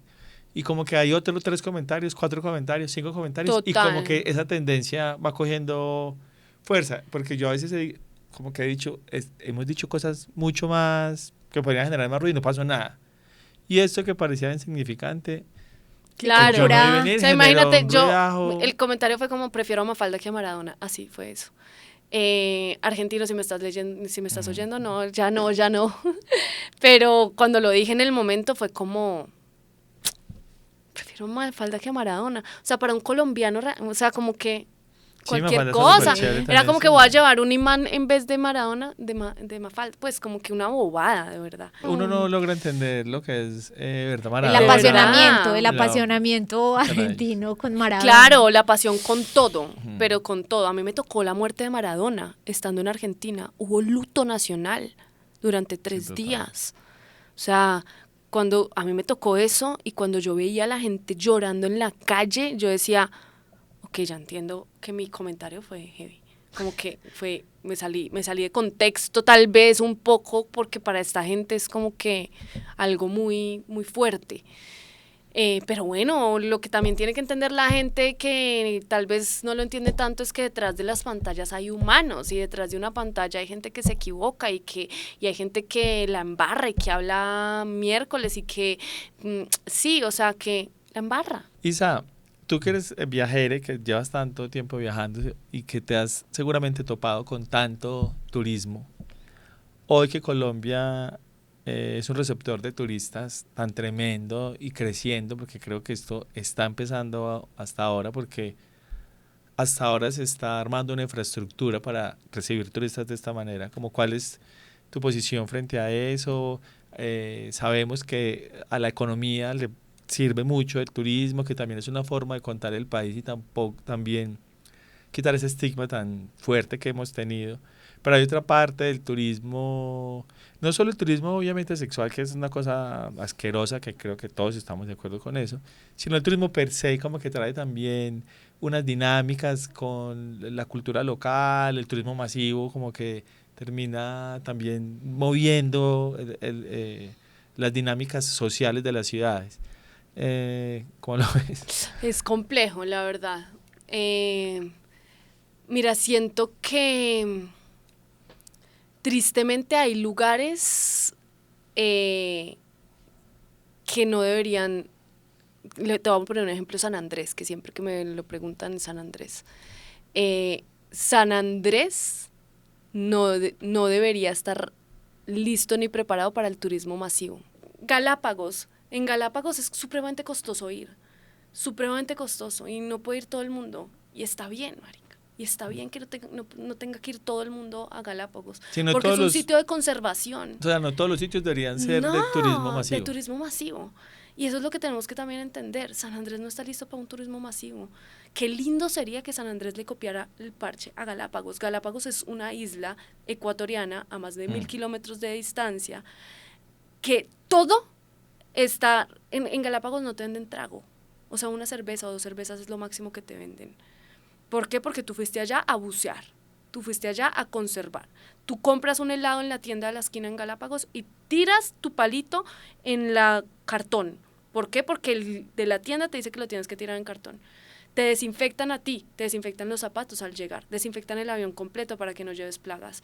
Y es un sitio que está hecho para el turismo de naturaleza, el turismo de preservación, que yo siento que es algo que le falta mucho a Colombia, tristemente. Que la gente se interese por ese turismo ecológico. ¿Quiénes lo están haciendo bien? Y te pongo un ejemplo que yo digo, wow. En la costa es un ejemplo de cómo las cosas no se deberían hacer en muchas regiones de la costa, por así decirlo. Bafle duro, música duro, la guacamaya ya quedándose sorda por el bafle que pone el tipo, el borracho tirando la basura, todo eso. Rincón del Mar, vayan a Rincón del Mar y vean cómo lo están haciendo, porque la gente me dice, ay, es que entonces, si no es así a punta de turismo masivo o a punta de turismo de destrucción, yo le llamo a eso, entonces no se gana plata. No. Vayan a Rincón del Mar. Lleno de franceses, porque a los franceses les encanta ese tipo de turismo. Un grupo de ambientalistas recuperaron la ciénaga de Rincón del Mar y están haciendo turismo de naturaleza en todo Rincón del Mar. Atrás, turismo para ir a ver el plancton responsable. Entonces, como que cuando uno se mete en ese cuento de turismo de naturaleza y de preservación, siento que tiene de dónde económicamente agarrar. Y siento que a Colombia le falta un poco eso, de gente que le apueste más al turismo de naturaleza. Hay proyectos muy bacanos iguales que van para adelante, pero le falta. Yo también siento que hay que tener cuidado porque como todo, como en estos días vimos en un episodio, como la palabra paz la manoseamos tanto que ahora como que dice uno paz y como que la gente, pues como que perdió un poquito lo profundo de la palabra. También. Creo que un poco con el tema regeneración puede pasar lo mismo, que todo el mundo hace una oferta de turismo regenerativo que se va a poner, porque casi que es como la forma de hacer turismo hoy, y está pasando, siento yo, y van a llegar muchos más vendedores de humo a decir que es así, y como hay tanta ignorancia al respecto, pues vamos a terminar mucho de pronto consumiendo turismo regenerativo, sin serlo. comiendo cuentos sin serlo. Total. Entonces, sí, creo total. que Parece también... es como que el fin no justifica los medios, y yo sé que Colombia es un país, hay regiones con muchas necesidades, entonces claro, ven en el turismo como una posibilidad inmediata de mejorar condiciones económicas, pero creo que hay que pensar un poquito más como en el largo plazo. Es difícil cuando hay necesidades muy latentes, yo entiendo, pero sí concientizarse un poco de la huella que puede dejar ese turismo. Total. O sea, y del daño. A la final el turista viene, se toma la foto, come rico, pero el que te queda sos vos, o sea, esa es tu casa. Y al turista pues el turista empaca Playa su ropa y Blanca, se en va. Barú. Playa Blanca, en Barú. Total. O sea, es lo más triste cómo se maneja el turismo ahí. Es de verdad supremamente triste por eso mismo. Porque la gente va, come, se va, pero la gente misma que vive ahí se queda viviendo en un basurero, se queda viviendo. Entonces también es como que... Inclusive yo Pero lo es difícil, pienso es jodido, con Medellín. igual. O sea, Medellín es una ciudad que es muy atractiva para el turista, pero si nosotros los que vivimos acá vemos todo el tiempo, y lo hablamos ahorita fuera de micrófonos, como esta dinámica tan mercantilista, tan transaccional con el turista, pues a la final, ¿dónde queda lo de nosotros? Pues a la final, entonces todo el que venga con plata, entonces hay que recibirlo, pero es que hay que ver cuál es el impacto de esas acciones que está pagando, sí está pagando, pero pues es que no todo se resuelve con dinero. Si el turista que está viniendo está abusando de las niñas, puede traer mucha plata, pero, o sea, también como que creo que es importante a veces como locales también armarse un poquito para defender el territorio y la comunidad y decir, o sea, hasta aquí puedes llegar, como cuando alguien visita la casa de uno, o sea, una persona que va a llegar a mi casa de visitante, pues yo vivo así, yo no le voy a permitir que llegue a mi casa a tirarme los platos al piso y así me esté pagando, no, es que es mi casa, es que este es mi lugar, y si yo no defiendo esto, entonces ¿quién? Armarse de valor y criterio, no armarse literal. Ah, no. Sí, no hay que armarnos. Hay que armarse. Sentido figurado. Sí. Isa, Sí. ¿en qué momento entonces toman la decisión de volver a Colombia? Bueno, se termina la Vuelta a Sudamérica. ¿Por qué se termina eso? Sí. Literal, porque le dimos la vuelta a todo Sudamérica, o sea, y fueron más de 70.000 kilómetros, vuelta 360, empezando por Colombia, Ecuador, Perú, Bolivia, Chile, Argentina, Uruguay, Paraguay, Brasil, Venezuela, Amazonas. Ya le dimos la vuelta a Sudamérica en 6 años. Miles de pueblitos conocidos, te podría decir yo. La gente hace checklist de países, yo hago checklist de pueblitos. Y volvemos a entrar a Colombia y ahí está la discusión de, bueno, seguimos viajando en el camper, viviendo en el camper, rumbo hacia Alaska, porque eso es lo que hacen normalmente. Por lo menos los argentinos lo hacen porque pues Argentina está en el sur, entonces lo más lógico es ir hacia el norte, pero digamos que en Colombia tenemos ese, que estamos en la mitad, entonces como que ni lo uno ni lo otro. Lo pensamos durante mucho tiempo, a mí me niegan la visa de Canadá, me dan la visa de Estados Unidos, vemos cómo está la situación de Estados Unidos, para los colombianos sobre todo, para ir en camper para los colombianos, y tomamos la decisión de démonos un espacio, no nos aceleremos a ir ya a Alaska, tengamos ahí el camper y viajemos de maneras distintas. Llevamos viajando 6 años montados en un carro, ahora ¿por qué no nos vamos a Europa y hacemos un mes España, Italia, viajar sola completamente, yo, ¿por qué no como que diversificarse un poquito, ¿no? Y empezamos a hacer esto de viajar de una manera distinta y diferente. Y lo hablo con Ricky y le digo, mira, la verdad, yo ni tú quisiéramos seguir viajando y viviendo dentro del camper. No lo queremos soltar. ¿Por qué? Porque es que yo me sueño haciendo México-Alaska. 3 meses, 4 meses, México-Alaska, de una. Me sueño yéndome 2 meses a Venezuela. Me sueño Centroamérica. Me sueño, no sé, dentro de 1 año, 2 años, mandar el camper a Europa. Pero de una manera distinta. ¿Por qué? Porque este viaje de Sudamérica en un punto se volvió sin fecha de retorno. Y por más de que eso suena muy romantizado, ¿cierto? Nos alejó de muchas cosas que yo quiero y que me gustan, mi familia, la comunidad, el hogar, las raíces, ese viaje sin fecha de regreso. Entonces siento que a hoy voy a empezar a hacer viajes en camper con fecha de retorno, siempre 1, 2, 3, 4 meses, pero sabiendo que voy a regresar a un hogar. Porque te desequilibra la vida un poquito, vivir en movimiento y vivir en viaje. Mira que yo tenía una frase en la primera van que tuve que decía, preferimos la ruta y no la rutina. Y después de 2 años yo le dije a Ricky, quiero quitar esa frase. ¿Por qué? Porque es que yo necesito rutina. El cerebro necesita rutina.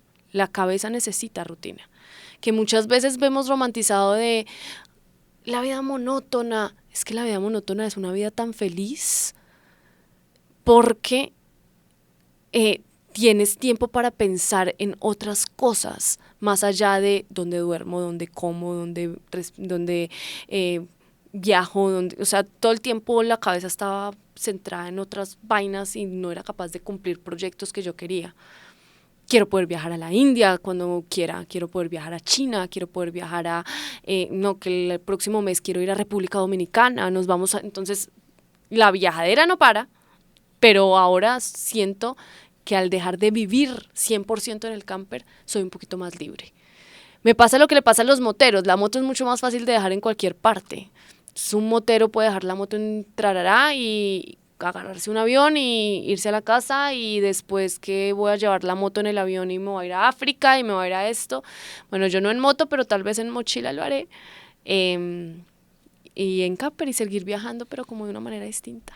Isa, ¿crees que hay una relación con la edad? De pronto se pone uno También, grande, se cansa más. no creas. Y como, Yo a los 26 años te devoraba, o sea, mejor dicho, es que yo salí a los 27 casi, 26.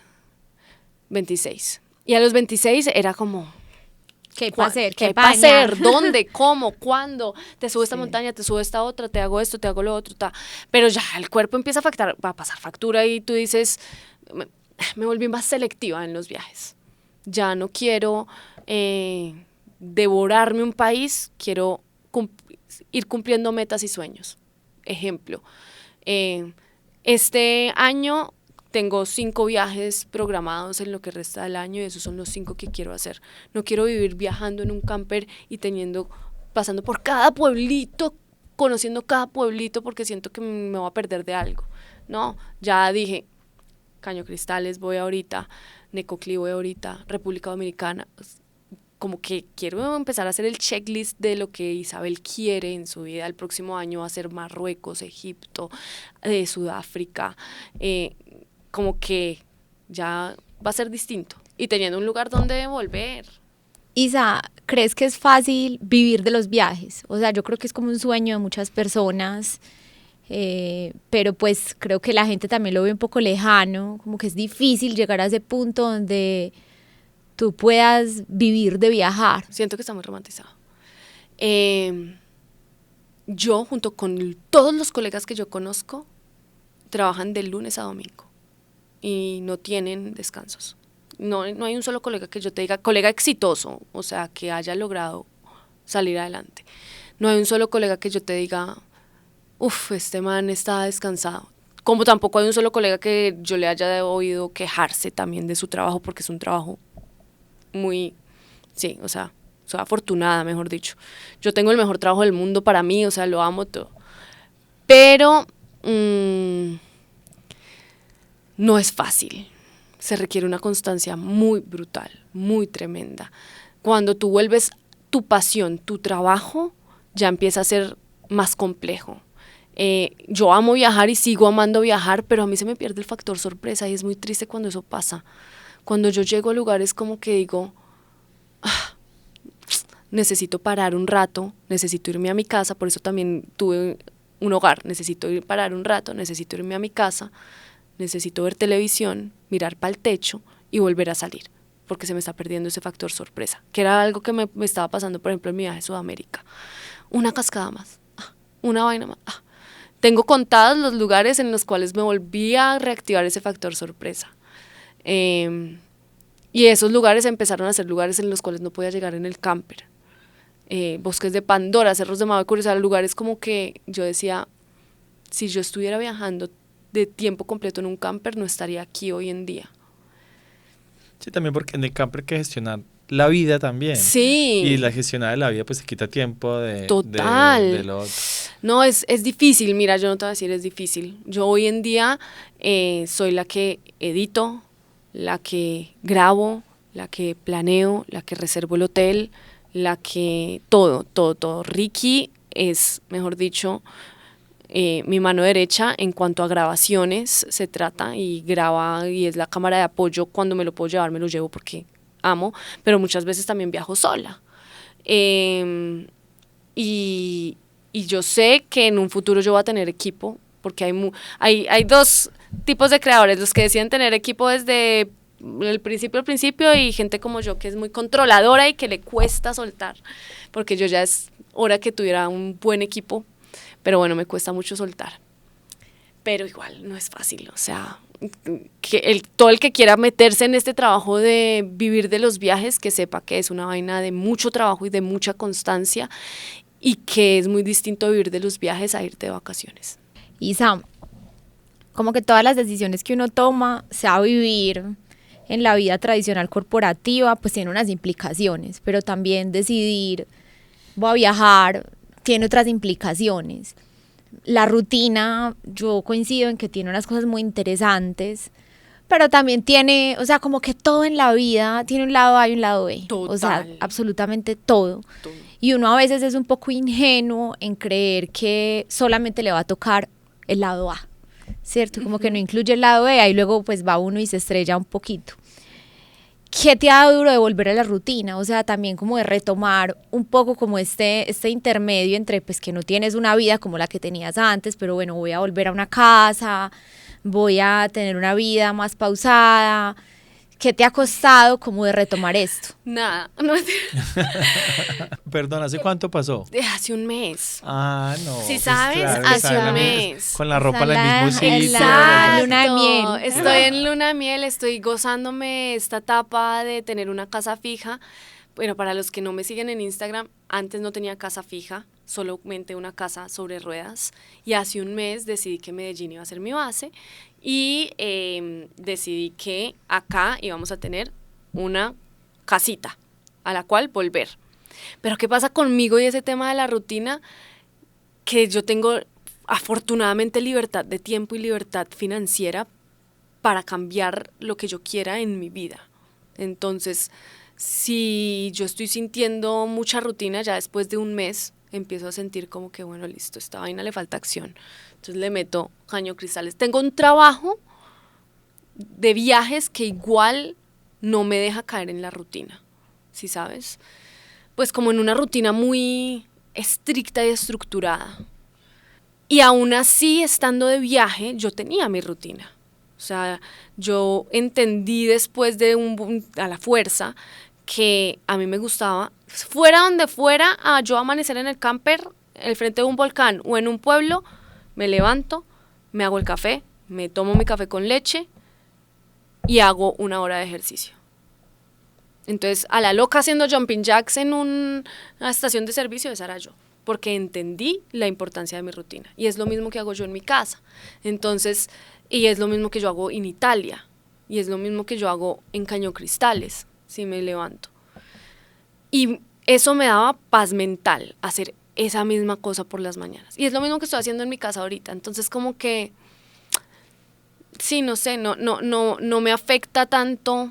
Yo creo que aprendí a controlar esa parte de mi vida de la rutina y no le veo nada ni malo ni bueno. Hay que tener rutina, hay que tenerla, así usted viaje todo el a mí me tiempo. cuesta todo. Me cuesta no tenerla y tenerla. Sí, también. Pues como Sí. que a veces cuando estamos de viaje, como Es llego, que es como encontrar el equilibrio. extraño un poco como los hábitos alimenticios, un poco como esa comodidad. Sí. Porque también es una comodidad.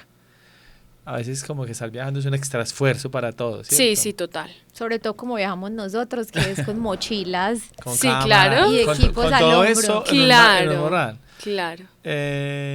Pero también me pasa que cuando llevo mucho tiempo de escritorio y computador, siento que me voy a enloquecer. Es que Pero es un literal. equilibrio, lograr un equilibrio en tu vida. O sea, yo te digo, yo en una oficina todo el tiempo, en un computador, no. Y también es saber que ojalá todos lográramos ser dueños de nuestro tiempo, que yo siento que hoy en día la gente está persiguiendo mucho la libertad financiera y pocos están eligiendo la libertad de tiempo, que para mí el tiempo es dinero. Para mí, y fue algo que aprendí en el viaje también, para mí el tiempo es dinero. Para mí que alguien llegue 10 minutos tarde a una reunión yo por eso soy más puntual que, hoy se dieron cuenta, ¿no? Soy más puntual que novia fea, porque a mí me encanta respetar tu tiempo. Para mí el tiempo es más importante que el dinero. Y ojalá todos fuéramos detrás de eso. Y cuando tienes libertad de tiempo, ya la rutina, tú mismo empiezas a mirar cómo te sientes y empiezas a mirar cómo hace 6 años yo no tengo despertador ni alarma, no programo ni una sola cita de trabajo antes de las 10 de la mañana, porque mi mañana es sagrada. Que yo pudiera ganar millones más si empiezo a tener citas a las 8 de la mañana como independiente, sí.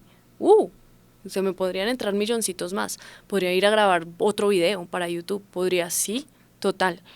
Pero yo entiendo que las 2 horas de 8 a 10 son tiempo y plata para mí. Entonces, por eso como que me dices lo de la rutina y digo, sí, no.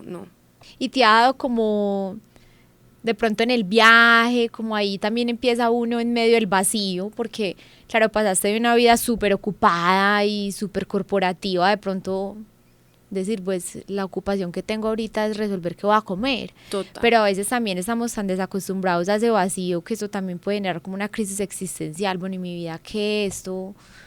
¿Para dónde voy a coger? ¿Te pasó de pronto como un Sí. episodio de crisis existencial como ¿y el futuro qué? Mira, para mí fue durísimo la selva peruana. Nosotros, nadie lo recorre, no sé por qué nosotros nos dio por recorrerlo, pero nadie lo hace. Nosotros entramos en época de lluvias, nuestro carro es 4x4, solamente se puede hacer 4x4. Y en Perú lo que pasa es, tú decides o bajar el país por la costa o bajar el país por la selva, uniendo la selva con los Andes, pero no hay conexiones. Entonces, una vez tú decides uno, te fuiste con toda a ese y no hay posibilidad de irte de la selva a la costa después, ¿me hago entender? La selva peruana tiene algo y es que hay 0 turistas y tal vez, ojo, esto es una percepción mía personal de mi viaje, cada quien tiene su propio viaje, no tomen esto como una verdad absoluta, pero mi percepción siempre fue que tal vez los peruanos que estaban ahí todavía tienen mucho resentimiento con las personas que se ven diferente a ellos por un tema de el español que fue y los conquistó y esto y lo otro y el turista que siempre viene. Fueron 2 meses de mucha soledad, de muchos nos. ¿Podemos dormir aquí, vecino? No. No. Y de mucha soledad, de añorar que alguien me saludara bonito en la tienda. Muchas veces yo le decía, me quedaba peleando por un hola. Yo hasta que la persona no me diga buenos días no le voy a pedir el pan, no le pido el pan. Y al principio fue un choque cultural muy fuerte que tuvimos, muy fuerte, porque éramos los únicos turistas básicamente pasando por ahí y fue una crisis existencial tremenda, o sea, que yo dije, ¿yo qué estoy haciendo acá? O sea, de convivencia terrible, porque fueron 2 meses en donde literalmente con la única persona que hablé y que me hablaba era con Ricardo, porque nadie nos hablaba en la selva peruana. No, fue fuerte. Y esa vez de crisis existencial se alcancé, incluso después de la selva peruana, a mí me empezaron un montón de dolores en las articulaciones, me tocó volverme a Colombia, o sea, somaticé todo ese estrés, pero también aprendí muchas cosas, y aprendí muchas cosas de quién es Isabel cuando nadie la está mirando, quién es Isabel en la soledad, quién es Isabel cuando no tiene nada que decir, ni a quién hablarle. Y mi comunidad en redes fue un apoyo gigante también para esa época como de soledad sí, fue fuerte. Hoy en día me disfruto mi tiempo a solas brutal. O sea, todavía es un proceso, en fin, pero me lo disfruto mucho. Antes me daba susto, pero ahora... Hay como una relación con cómo se idealizan las cosas, ¿cierto? Lo que hablamos ahorita de los viajes o de... Uno, que hay gustos diferentes y hay gente que le encanta la vida corporativa, está súper válido. Hay gente que no la tolera también. Pero nosotros sí deberíamos tratar de dejar de idealizar todo, y como nos dijo Santiago Rivas en el episodio, y es que cada decisión tiene cosas buenas y malas. Al tiempo. Al tiempo. Total. Lado A y lado B, un poco lo que hablamos Sí, ahora. y incluso ahorita que tenemos tantos amigos que están criando en la relación con el aburrimiento de los niños, y es como esa reconciliación con el vacío. aburrimiento, con el Total, vacío. con el vacío. Por favor, dejen que sus hijos se aburran, Sí, por favor. sí, sí, Y, sí. y los grandes también. Sí. Yo Sí, siento que Pero estoy- Alejo me decía, claro, pero es que ¿cómo vas a promover que el niño gestione el vacío y el aburrimiento si es que el papá no lo puede hacer? O sea, el papá apenas inmediatamente, pues el papá o la mamá. Se aburre, coge el celular. Claro, entonces empiezo a mirar en redes y que o- publicó eso, o sea... o a trabajar, porque yo siento también que hay una excusa muy grande en una generación, y es cuando no quiero hacer algo o no quiero enfrentar algo, el trabajo es una gran excusa. Ocuparse. Y más para los colombianos, Ocuparse para no indestructible. para no Es que, enfrentar la no vida. sabes, estás diciendo algo re colombiano. Que a mí se me, digamos que se me rayó el disco cuando salí de Colombia y dije, no, es que eso no es así. Es que yo sé que es una realidad súper distinta, pero por ejemplo teníamos 2 amigos de Suiza, él era carpintero y ella profesora de inglés. Trabajaban 1 año y descansaban 2, en Sudamérica obviamente, con la economía de acá. Y no hacían nada, no hacían redes. O sea, yo digo como, no, es que ellos no hacen nada todo el día. Y yo soy muy acelerada. Ricardo dice que yo tengo una papeleta dentro del cup porque soy aceleradísima. Y me impresionaba demasiado la gente que no hacía nada. Es como que, mira, Sara, lleva media hora viendo el lago. No se chifló, está drogada. Y no, o sea, es gente que aprende a contemplar la vida.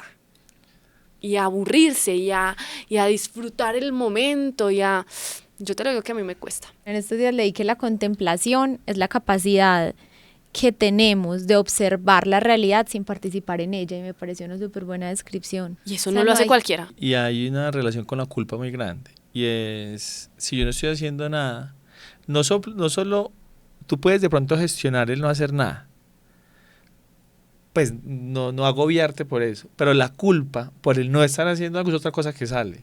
A mí me pasa mucho. Si me levanté tarde, fue puta, dejé de hacer algo. Porque también como hay una necesidad de producir, porque la realidad colombiana exige que tengamos que meter más la ficha. Yo siento que es una realidad extra. Muy colombiana, que a mí me sirvió mucho eso que tú estás diciendo, porque yo era muy así. Yo era como que, me sirvió mucho el concepto del tiempo y dinero, ver el tiempo como dinero y saber que no tienes que hacerte multimillonario, sino que ir más allá al tiempo, que el tiempo también es valioso, mejor dicho, ese es el punto, ¿cierto? Entonces, eso me sirvió a mí mucho también. Y salir de Colombia, para eso que tú estás diciendo, tristemente, me sirvió aún más.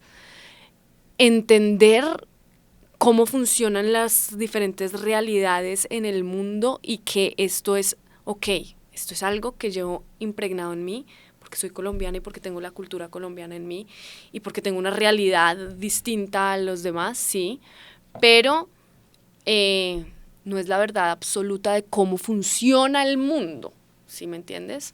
Como que el mundo alrededor no vive de estar preocupado porque no está haciendo nada, de levantarse porque entonces ver a estos 2 suizos, obviamente son suizos, tienen la vida arreglada, pero verlos fue como, bueno, yo puedo también pegarme un poquito de eso, pegar un poquito de esa contemplación, de ese no hacer nada, de esa dicha de no hacer nada, del placer de no hacer nada. Pero yo todo esto te lo digo y mi esposo se va a orinar de la risa, porque yo soy, mejor dicho, soy muy acelerada y muy, sobre todo ahorita que encontré un proyecto de vida que me apasiona tanto. Si tú me empiezas a hablar a mí de YouTube, yo no me callas y vuelvo a las 8 de la mañana y miro qué puedo hacer y los independientes y emprendedores me entenderán.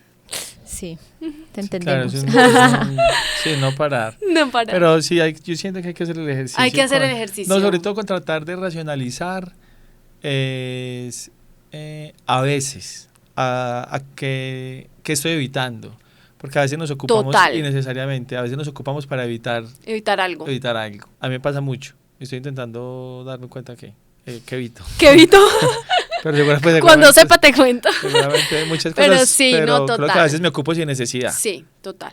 Isa, muchas gracias. Todo lo que tenga que ver con viajes y con aventura, a nosotros como que nos inyecta una energía tremenda. Sí, sobre todo, Isa, hay un tema, es que claro, como está tan idealizado y tan romantizado. Si a ti no te gusta viajar, está bien. Sí, no todo el mundo tiene que salir a viajar.